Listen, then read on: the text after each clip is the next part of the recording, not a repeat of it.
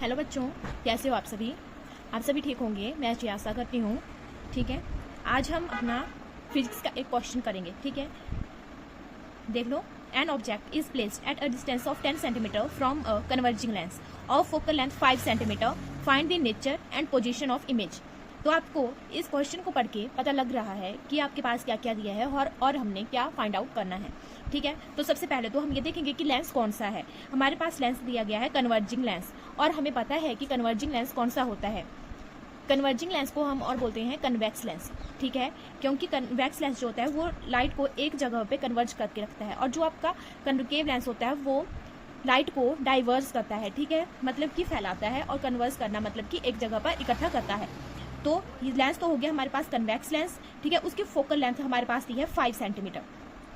F दी हमारे पास 5 centimetre, मतलब कि सेंटर पॉइंट से एफ की जो डिस्टेंस है वो है 5 सेंटीमीटर। ठीक है, और बोला गया है कि ऑब्जेक्ट जो है वो 10 सेंटीमीटर दूर है। कहाँ से? कन्वर्जिंग लेंस से, मतलब कि डबल ऑफ फोकल लेंथ। मतलब जहाँ पे 2f है वहाँ पे आपका जो ऑब्जेक्ट है वो लाई कर रहा है।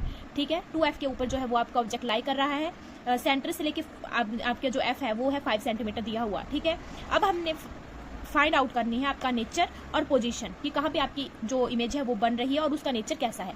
ठीक है, चलो अब हम इसको सॉल्व करते हैं। ठीक है, तो सबसे पहले जो हमारे पास दिया है हम वो लिख लेते हैं। आपको पता है कि u जो होता है वो ऑलवेज कैसा होता है? वो ऑलवेज नेगेटिव होता है। ठीक है, क्योंकि जो आपका u है वो हमेशा इस साइड को लाई करता है। ठीक है, जो आपका इस साइड को और इस साइड को होगा वो पॉजिटिव होंगे, और जो इस साइड को और इस साइड को होंगे वो नेगेटिव होंगे, ये आपको पता है। ठीक है, तो u क्या है आपके पास? u है आपके पास -10 सेंटीमीटर। u क्या होता है आपका? Object distance. ठीक है, f है आपके पास, f क्या है? Focal length. फोकल लेंथ कितनी है आपकी? 5 सेंटीमीटर। ओके, ये आपकी 5 सेंटीमीटर आई। v मतलब कि इमेज डिस्टेंस आपने निकालना है, ये हमने फाइंड आउट करना है, और m भी हमने निकालना है, ये भी हमने फाइंड आउट करना है। तो हम सबसे पहले यहाँ पे अपना लेंस फॉर्मूला जो है वो अप्लाई करेंगे। तो हमारे पास लेंस फॉर्मूला क्या होता है? लेंस फॉर्मूला होता है हमारे पास 1/f equal to 1/v minus 1/u। तो हम इस फॉर्मूला में जो है वो अपनी वैल्यूज को पुट करेंगे।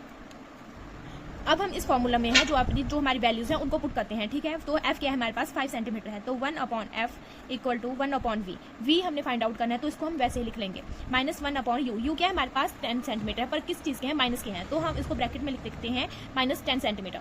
ठीक है, तो उसके बाद हम v को दूसरी साइड लेके जाएंगे, और यहाँ से हम जो हमारे पास वैल्यूज दी हैं उनको एक साइड कर लेंगे। ठीक है, तो सबसे पहले हम ऐसे लिख देते हैं 1/v प्लस 1/10। ठीक है, तो अगर हम v को इस साइड लेके जाते हैं तो 1/v 1/5। ठीक है, तो अब हम इनका एलसीएम लेंगे, तो एलसीएम हमारे पास आ जाएगा 10। अब ठीक है, अब हमारे पास 1/v आ गया 1/10, और यहाँ से अगर हम v की वैल्यू निकालते हैं तो v आ जाता है हमारे पास 10 सेंटीमीटर। तो इमेज डिस्टेंस कितना आया हमारे पास? 10 सेंटीमीटर आया। मतलब कि जो आपका ऑब्जेक्ट डिस्टेंस है वो और जो इमेज डिस्टेंस है वो दोनों इक्वल डिस्टेंस पे हैं। ठीक है, अब हम यहाँ से m की वैल्यू फाइंड आउट करेंगे, मैग्नीफिकेशन निकालेंगे। मैग्नीफिकेशन का फॉर्मूला होता है m इक्वल टू v/u। तो यहाँ पे हम v की वैल्यू और u की वैल्यू को पुट करेंगे। v है हमारे पास 10, और किस चीज़ के हैं? पॉजिटिव के हैं, और u जो है वो भी 10 सेंटीमीटर है, बट किस चीज़ का है? माइनस का है। ठीक है, तो यहाँ से जो है वो 10 और 10 कैंसिल आउट हो जाएंगे, और m हमारे पास आ जाएगा -1। m equal to -1। अब हम अगर इसको डायग्राम की हेल्प से देखें तो यहाँ पे हम क्वेश्चन में बताया गया था कि कौन सा लेंस है? कन्वर्जिंग लेंस है। कन्वर्जिंग मतलब कि कन्वेक्स लेंस है। तो हमने जब कन्वेक्स लेंस बनाया प्रिंसिपल एक्सिस, और हमें पता है कि प्रिंसिपल एक्सिस यहाँ पे जो है वो सेंटर होता है वो O पॉइंट। ठीक है, यहाँ पे f, और यहाँ पे डबल ऑफ फोकल लेंथ मतलब कि 2f।